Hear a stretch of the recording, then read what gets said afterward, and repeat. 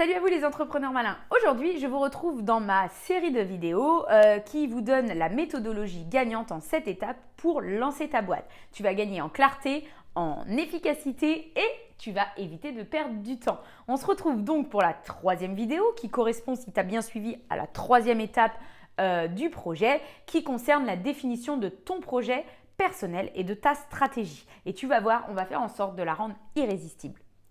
Je m'appelle Virginie Hérault, je suis assistante de gestion freelance et j'aide les jeunes entrepreneurs à maîtriser leur gestion facilement. J'aide aussi et j'accompagne les créateurs d'entreprises pour les amener à une réflexion plus simple et plus efficace sur leur projet. Je t'invite à t'abonner si ce n'est pas encore fait à ma chaîne YouTube pour pouvoir suivre toutes les étapes et ne rien manquer. Maintenant qu'on a vu dans la précédente étape dans quel marché tu vas évoluer, quel est ton client, quelles sont tes concurrences, on va se focaliser maintenant sur ta stratégie personnelle et ton projet, la valeur que tu vas apporter. Par contre, attention maintenant, définir ton projet, c'est donc définir une vraie stratégie. Mais ta stratégie, si elle repose uniquement sur ton prix de vente, déterminer les canaux de distribution, déterminer le packaging, ça ne suffira plus. Enfin, ça ne suffit plus à l'heure actuelle. Il faut apporter plus de valeur à ton futur client. Sans ça, tu ne lui parleras pas vraiment, donc pas de vente, pas d'entreprise viable. Alors que si tu comprends la véritable valeur, les bénéfices que tu peux apporter à ton client, tu vas changer la relation que tu vas avoir avec ton client, tu vas créer une vraie relation et ça va tout changer. Donc il y a 2 étapes qui à mon sens sont interdépendantes, c'est la définition de la valeur de ton projet et l'approche marketing de ton projet. Donc c'est parti.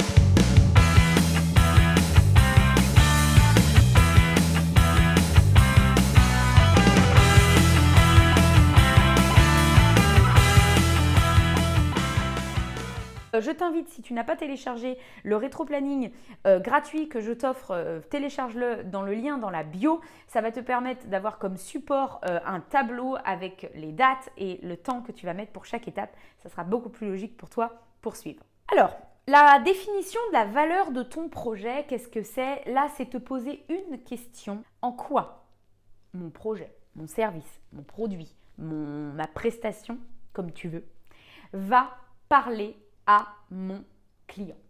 En quoi je peux faire une différence finalement? Là, c'est important qu'en fait, tout ce que tu as vu sur ton client dans l'étape d'avant, sur ses façons de penser, ses besoins, ses peurs, ses rêves, là, tu vas les reprendre et les mettre en lien avec ton sujet. En quoi ton sujet va permettre de régler son problème, va permettre de l'amener à vivre un de ses rêves, va lui permettre de vivre telle expérience. En fait, c'est ça qu'il faut que tu arrives à comprendre, c'est en quoi la valeur de ton projet, en quoi ce que tu apportes va avoir une incidence sur ce que tu as vu sur ton client précédemment. En quoi tu lui règles un problème, en quoi tu l'aides à avoir moins mal dans quelque chose, en quoi tu l'aides à évoluer dans quelque chose d'autre, en quoi tu le fais progresser. C'est important que tu relis les deux, en fait, pour te rendre compte, déjà toi, à titre personnel, la valeur énorme de ce que tu peux apporter, mais aussi pour mieux communiquer. Parce que on est d'accord que chercher en quoi mon client a eu par rapport à ton sujet telle blessure dans le passé, c'est super de le savoir, mais si tu ne t'en sers pas positivement pour l'aider, il ne va pas y avoir d'impact. Donc là, c'est vraiment se dire en quoi mon projet, mon service, mon produit va aider mon client à régler tel problème, à aller vers tel objectif. C'est positif comme négatif. Hein.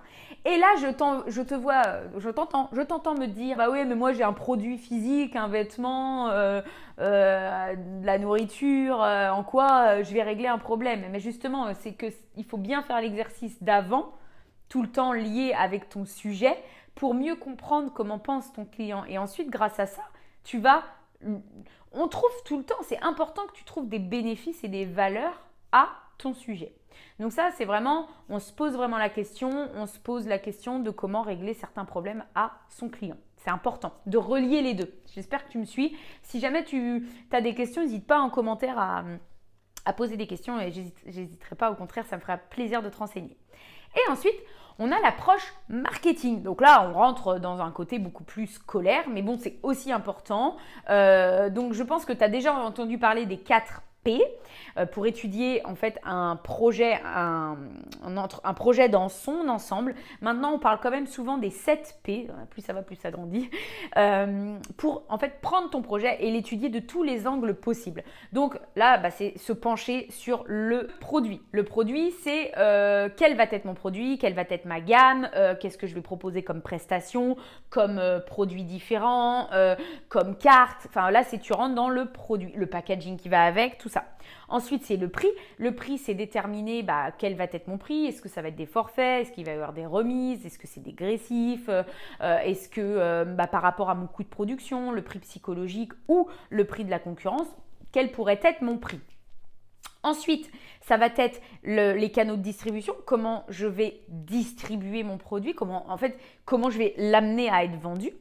Ensuite, ça va être la communication. Alors le plan com, c'est hyper intéressant. C'est quelle va être ma ligne éditoriale, le ton que je vais mettre, sur quel réseau je vais communiquer, à quelle régularité je vais pouvoir communiquer. Vraiment, le but là, c'est de rentrer au maximum dans les détails pour qu'au moment où vous allez passer à l'action, ça va être vachement plus pratique et facile.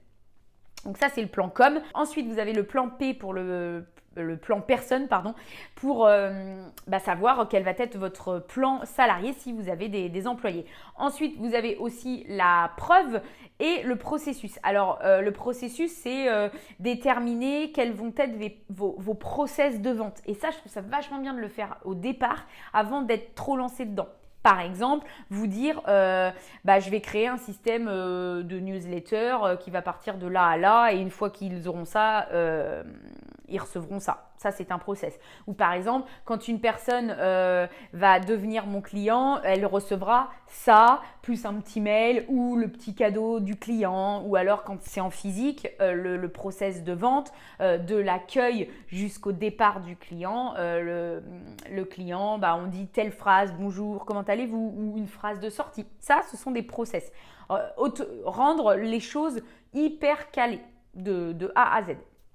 Et le plan preuve, j'allais le dire juste avant, mais c'est en fait quelle va être la valeur perçue physique de votre projet. Donc c'est d'autant plus efficace quand vous êtes dans une prestation de service et que pour le coup, quelqu'un que vous coachez par exemple, en quoi il va pouvoir se rendre compte qu'il a progressé. Ou en quoi il va se rendre compte il rentre dans le coaching. Par exemple, je pensais le petit cadeau de bienvenue, c'est une preuve physique que le coaching commence. Ou recevoir tel PDF, c'est la même chose. Ou le client qui ressort avec son petit sac logoté à votre entreprise, c'est aussi une preuve de son achat et qu'il a bien acheté votre produit. Donc ça, c'est l'approche marketing que vous combinez à l'approche personnelle de votre projet et la valeur que vous apportez à votre projet. Alors une fois que tu auras trituré, travaillé, rebidouillé, mis machin ton projet, tu l'auras bien bétonné et tu vas savoir où aller, s'il faut y aller ou pas. En fait, grâce à ces 3 premières étapes, le rétro-planning qui est une étape sans en être une, mais bon voilà, étude de marché et projet personnel, et bien là, tu vas pouvoir te dire, bon, ok, est-ce que mon projet, il est faisable commercialement? Est-ce que c'est envisageable? La plupart du temps, comme tu peux te réadapter, tu vas avoir tendance à dire oui. Ou ça pêche, c'est plutôt au niveau financier, peut-être parfois. Mais attention, c'est justement ce que je veux vous dire, c'est que la faisabilité commerciale n'est pas la faisabilité financière. Là, c'est commercialement, oui, il y a une offre. Commercialement, oui, j'ai un point d'accès grâce à cette innovation. Ou oui, dans ce coin-là, il n'y a pas. Enfin, c'est avoir déterminé des opportunités grâce à votre étude. Et moi, j'apporte telle valeur que personne d'autre apporte. Voilà. Ça, c'est déterminé. Mon projet, il est faisable commercialement. Ensuite, on va voir dans les étapes suivante, l'aspect plus financier des étapes de votre projet. Et tu remarqueras d'ailleurs, si tu as téléchargé le rétro-planning, que la partie de définition de ton projet personnel est un peu plus longue. J'ai prévu plus de temps pour le faire. Donc tu regarderas, c'est marqué. Voilà pour cette troisième vidéo et cette troisième étape. J'espère qu'elle t'aura apporté de la valeur et que tu auras compris l'importance de prendre le temps de faire ces étapes pour déterminer une vraie stratégie d'entreprise. On se retrouve demain pour la prochaine vidéo, la quatrième étape, où là, on va parler du choix du statut juridique. Beaucoup plus courte du coup la vidéo la prochaine fois, tu verras. Si jamais tu connais quelqu'un qui est en manque d'organisation et qui est perdu dans cet amas de démarrage de projet entrepreneurial, mais qui est pourtant ultra déterminé, n'hésite pas à lui partager cette vidéo pour lui donner ce petit cadeau d'organisation. Quant à toi, n'oublie pas de partager ma vidéo, de la liker, de t'abonner et on se retrouve demain pour la quatrième vidéo.